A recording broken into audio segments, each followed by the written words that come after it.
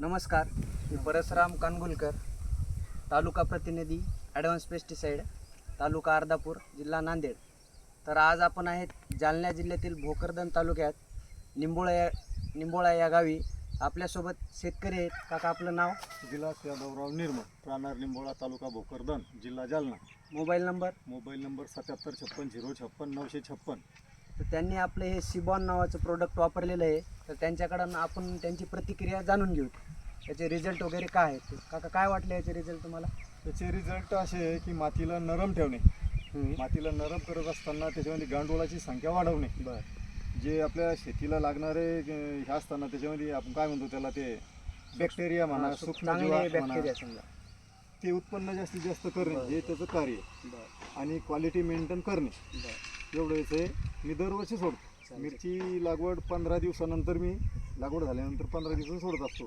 पण ह्यावेळेस मला आता हे 30 तारखेला म्हणजे अक्षय तृतीया मी ही मिरची लावली, त्यामुळे मी आता हे सोडलं नाही. आता याला ज्यावेळेस 15 दिवस कंप्लीट होतील त्यावेळेस मी हे 1 लिटर एकरी सोडणार. याचं प्रमाण म्हणजे एका एकराला 1 लिटर. बाकी शेतकऱ्यांना तुम्ही काय सांगाल? बाकी शेतकऱ्यांना सुद्धा मी हे सांगणार की याचे रिझल्ट चांगले आहे, तुम्ही वापरायला काही हरकत नाही, वापरायलाच पाहिजे.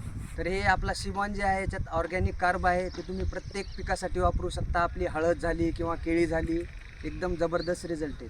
धन्यवाद.